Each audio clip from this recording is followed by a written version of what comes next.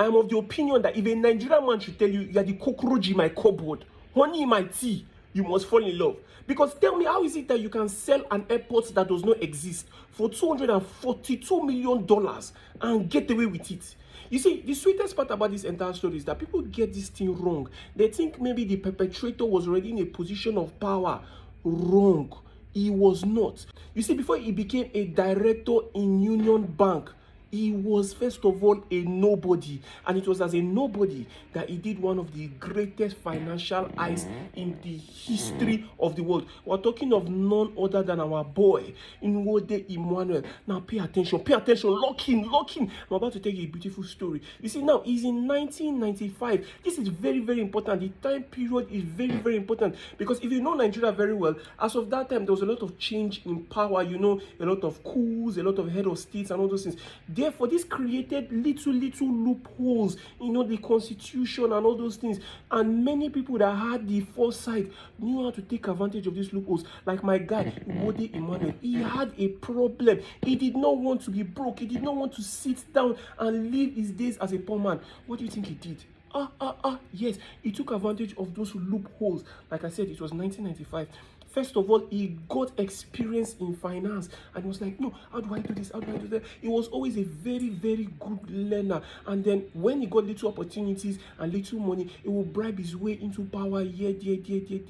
And that was how he got enough financial information, enough financial knowledge, so that he will execute one of the greatest stunts in history. The beautiful thing about Emmanuel is that he understood that for this plan to work, he could not do it alone. And so he got other like members, you know, that knew about the finance market and were hungry for money. Emmanuel sat his people down and he was like, yo, how do we ensure we make the kind of money we want to make so we'll retire and enjoy for the rest of our days? And one of them was like, Boss Emmanuel, over here. Yes, you, what suggestions do you have? Say, sir, are you aware that right now in Abuja, they are looking for a lot of investments? You know, the capital of the country is no longer in Lagos. It is now in Abuja. If we can use that to advantage, we'll make a lot of money. And Emmanuel sat down and was like, oh, wait do. You are correct. That is how we are going to give this economy woto. And so he sat down and they came together and they planned it.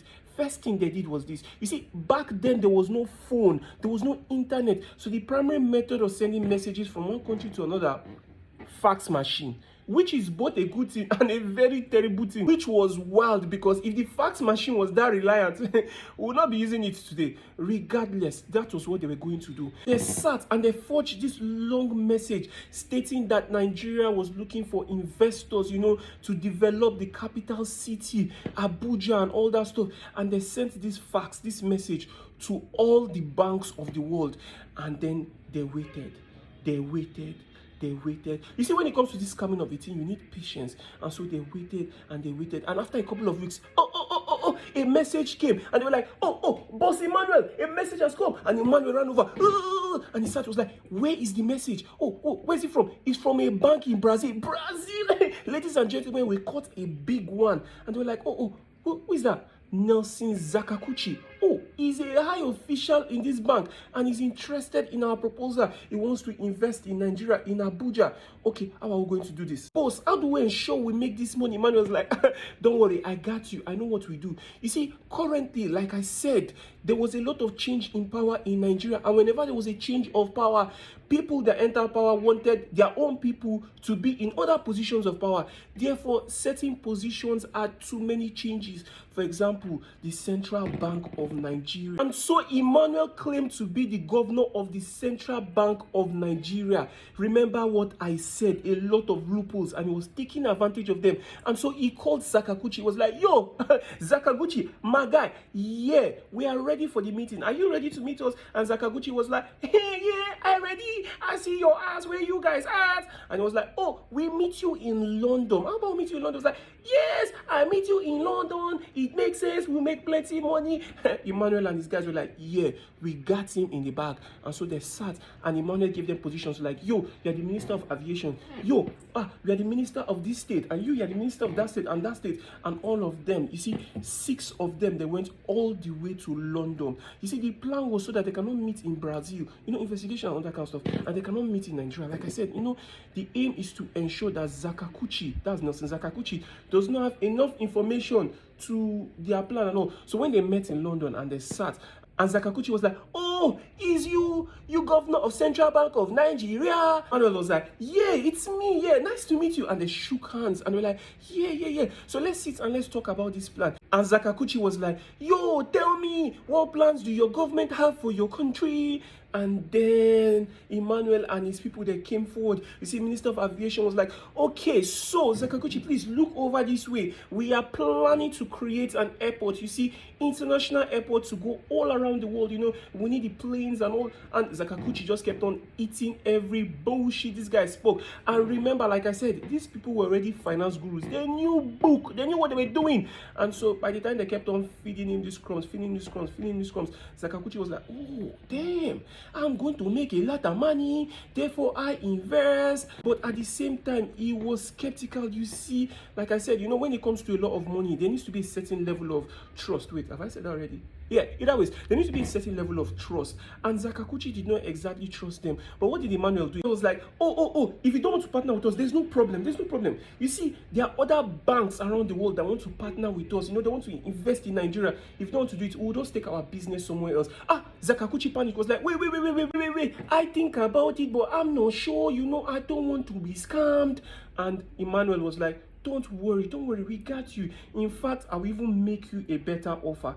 How about we ensure that if you seal the deal for us, you get an extra $10 million. $10 million. Zakakuchi was like, $10 million. Careful, like I said, this was 1995. $10 million was a lot of money then and now. And Zakakuchi was like, "You know what? I am going to ensure that my bank signs that deal. You guys are going to get your money."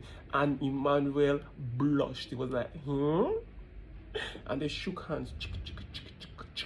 And then they moved forward with the plan. And then Emmanuel and his team came back to Lagos and they were blushing and they were smiling. And Zakakuchi went over and he started smuggling funds, sending it all the way to Nigeria. Now, within a span of 3 years, he sent over $240 million. $240 million. And whenever within this transaction, because there were times he was skeptical, his heart would shake, and he'll be like, "Yo, Emmanuel, my guy, how is the airport coming along? I don't know." And Emmanuel, what did he do? He went, him and his team, and they were like, no, don't worry. They forged certain documents and they sent it over. And every time Zakakuchi would look at the document, he would just be thinking of the amount of millions he was making. He did not know that they were scamming him.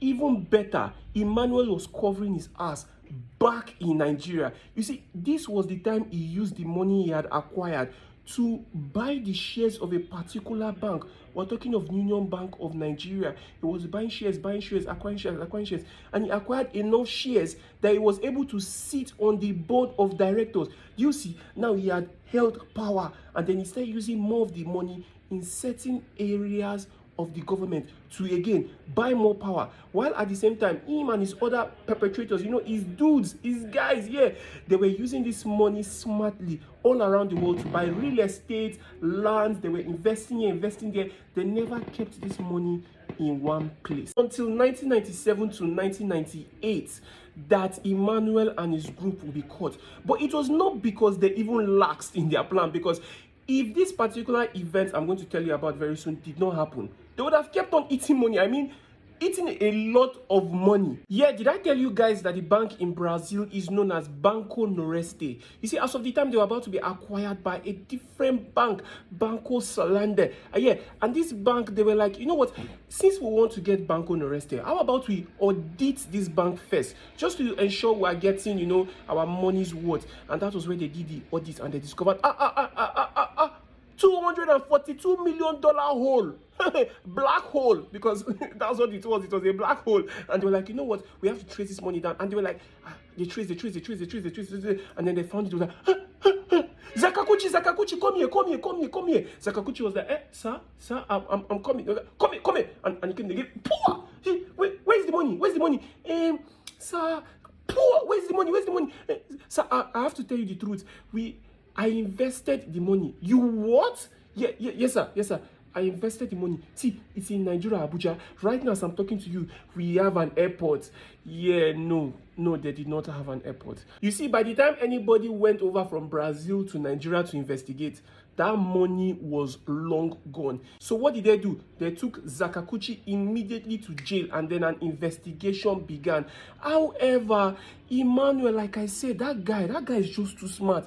You see, because of the change of power that time in Nigeria, going from one hand to another hand, head of state to head of state, Nigeria did not really have a strong constitution. They did not have rules against financial fraud and stuff like that. And so Emmanuel was able to hide under that umbrella. Yeah, and as of the time that bank, Banco Salanda, by the time they sent message over to Nigeria, and they were like, yo, submit to us. Yeah, that guy, Emmanuel, we want it, Emmanuel Wode, send him over. That guy has taken our money. The Nigerian government were like, no, we will not do it. You see, because Emmanuel was smart, he had gone to water setting hands in Nigeria in strong places, and so they were covering him. It was not until foreign banks put a lot of pressure on Nigeria and they decided to, open the case. But still, Emmanuel still went scot-free until 2003, after Obasanjo became president of Nigeria. That was when he was like, we have a thief in our midst. Let's deal with him. And then he was taken to court.